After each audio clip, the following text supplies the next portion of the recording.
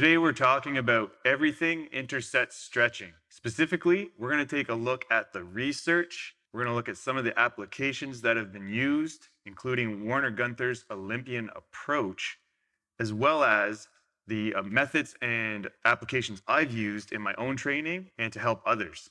Before we dive into all of that, let's take a moment to define what intercept stretching actually is. Intercept stretching is a form of stretching that is built into a workout. Particularly, you could think of it as a superset where we pair two exercises together, one being stretch specific. There are two types of intercept stretching: agonist intercept stretching and antagonist intercept stretching. Agonist intercept stretching is when we pair a stretch with an exercise of the same muscle group. If we were doing a bicep curl, after the bicep curl, we would then perform a stretch for the biceps. Antagonist intercept stretching is when we pair a stretch with an exercise of the opposing muscle group. So again, in that same scenario of using a bicep curl, once we finished that set, we would move into an exercise that addresses the opposing muscle group, the antagonist, which is the triceps in that scenario. So now that we know what intercept stretching is and that there are two types of intercept stretching, let's take a look at what some of the research says about the pros and cons of using one or the other. First paper we're looking at looks at agonist intercept stretching. This is from Bizzaneri al, and it was actually done this year. What they specifically did in this study is split trained men and women into two separate groups, one which performed static stretching of the agonist muscle. They were actually looking at elbow flexor exercises, so biceps and triceps. And then the other group just didn't perform any stretching between the exercises. They were assessing the volume and load of the exercise, and they were also looking at changes in muscle thickness of the bicep and the tricep. And what they found was the stretching group actually had a loss in volume and load, meaning a loss in power output. And if we think about what we already know about stretching and warm-ups or dynamic exercises, is that when it is performed a little too aggressively, there could be a loss of power output, which can be removed when paired with dynamic warm-up strategies. But similar here, they found that overstretching is what we're thinking about here, created that deficit. What is important to note, though, is that this handicap is only in the early stages. So this was an 8-week study. So the long-term effects of this, the body does seem to adapt, and it doesn't seem to be as pronounced if it's something that we continue to do. So now let's take a look at what the research says about antagonist intercept stretching. In this paper we're looking at specifically, this is from Miranda H. al. 2022, so again, very recent. The title of the paper is called "The Effect of Different Numbers of Intercept Antagonist Proprioceptive Neuromuscular Facilitation Stretching," which is PNF stretching, "on the total number of repetitions for the agonists." Very long title, as all these papers are. But basically, they were looking at what antagonist intercept stretching would do on total output of reps with agonist pairings. In this study, they used leg extensions paired with hamstring stretching, and there was 3 groups. So one group did no stretching. One group performed an isometric of 10 seconds, followed by a 20-second passive stretch of the hamstrings. And the third group performed a 10-second isometric with a 30-second passive stretch of the hamstring muscle group. What they ended up finding was that the 10-second plus 30-second passive stretch group were able to perform more reps across all sets. So the big takeaway here from this study was that the isometric component to the stretch was key at the start. And this isn't very common when we perform traditional stretching protocols where the goal is to relax into a stretch right away. They actually performed an isometric component. So they created more intensity first before relaxing into the stretch. So it's pretty obvious that just looking at these 2 studies alone, we can assume that antagonist intercept stretching is the way to go. One thing that I will add to this as to why this might be is because of how stretching actually works. So when we stretch, it's very much a relationship between what's happening on both sides of the joint. The antagonist muscle is the lengthened muscle that we are stretching and focused on, and we're trying to improve the length of that muscle in a stretch. This process is also relied on what's called the reciprocal inhibition effect. And what reciprocal inhibition is the contraction or facilitation of what's happening on the agonistic side of the stretch to facilitate lengthening on the antagonist muscle, the lengthened muscle.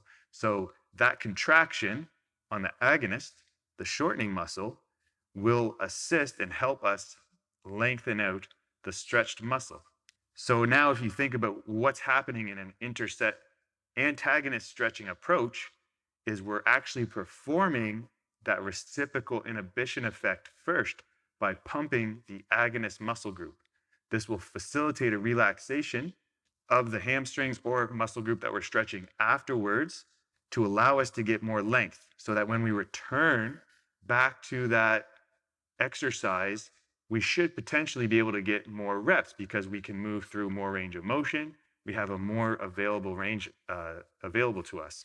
What's also important to note in these studies, and most studies when it does come to looking at stretching, is that they're only looking at the long-term effects of hypertrophy and strength or muscle thickness and size, when this isn't necessarily what we're ultimately trying to do when thinking about improving our flexibility or range of motion. So one could hypothesize that if they were looking and measuring improvements in flexibility, that there most likely was going to be a positive effect in range of motion from probably both protocols.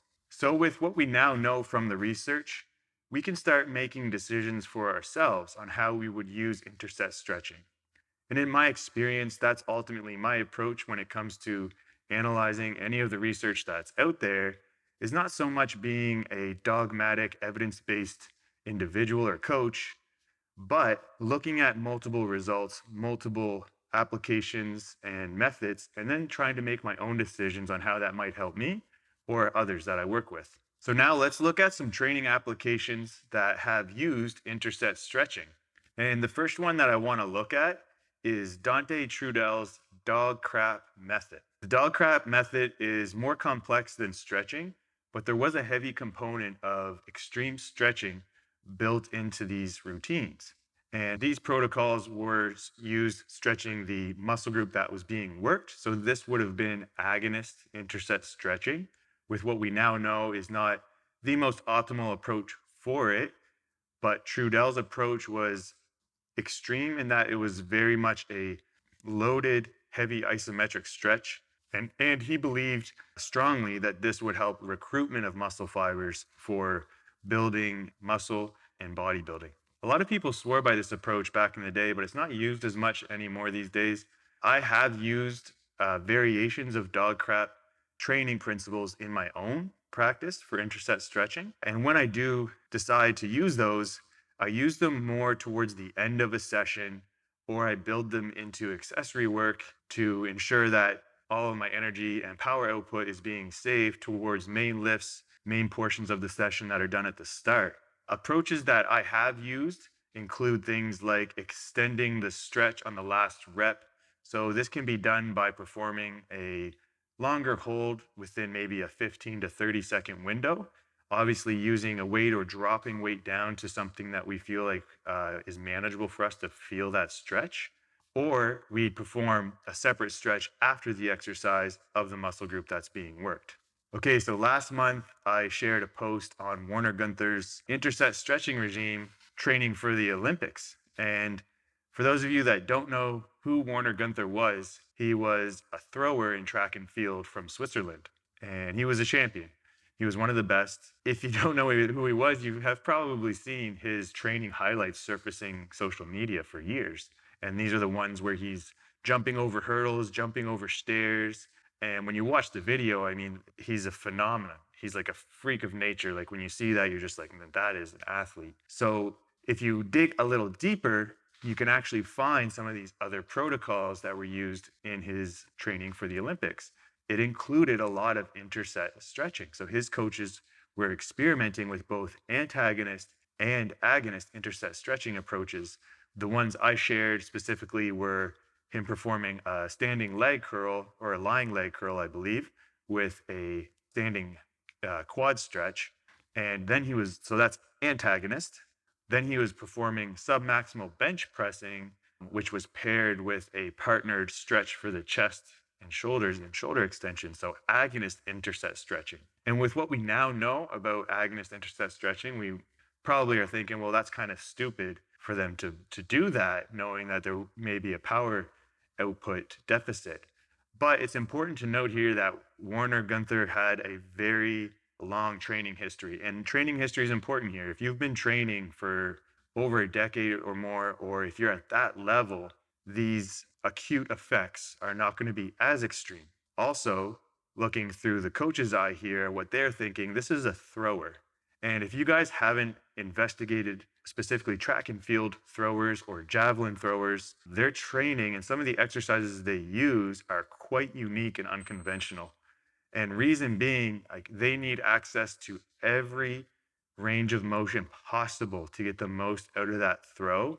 So I can certainly, from one coach to another, appreciate the fact that that's what they were trying to do for Werner Gunther, is build up his pressing strength and pressing ability, but also using strategies to allow him to use that through a greater range of motion, which outside of field sessions wouldn't have been as extreme given his training history, and that if they would have planned out those strength sessions accordingly to what he was doing in practice time. So let's shift now into how I have used interset stretching and how I still use it in my own training and to help other people improve their flexibility. Specifically, I'm usually thinking about building this in more when my goals prioritize themselves more towards improvements in some strength capacity. So it could be improvements in a lift, things of that nature, where I just need to put more energy and concentration in that direction. So it's an effort to maintain flexibility. But oftentimes, when we think about just maintaining flexibility, people just think about doing less, or maybe it being more passive range of motion so they don't get as sore.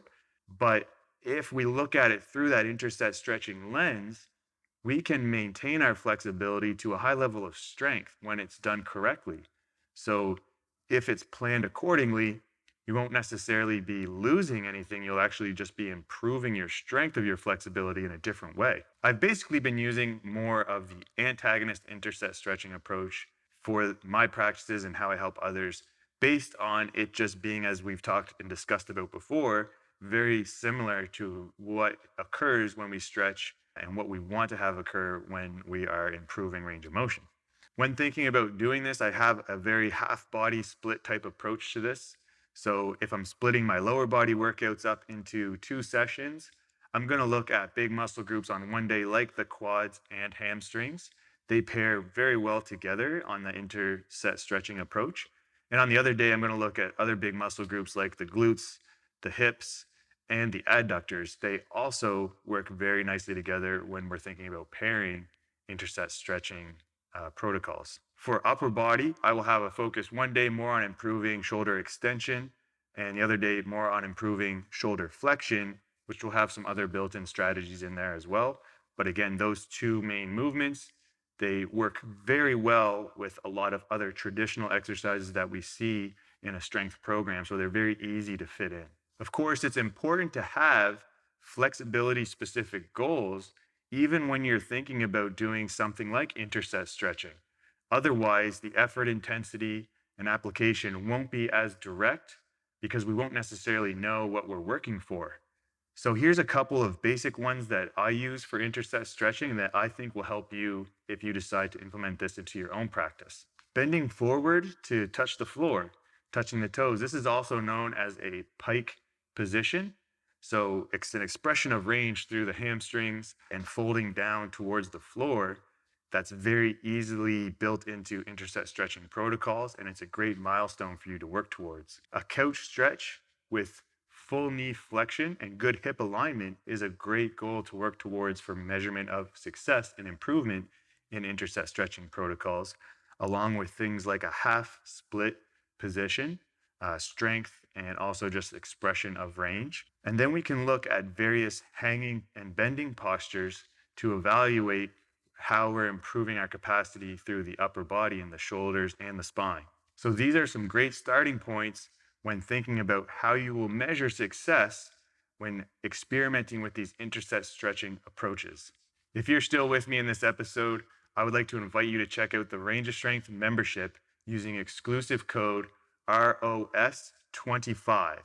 This will save you 25% off your first month, and this is where you'll have access to all the Range of Strength training programs, coaching support from me personally, and you'll be able to further develop your knowledge and skill set in developing range of strength.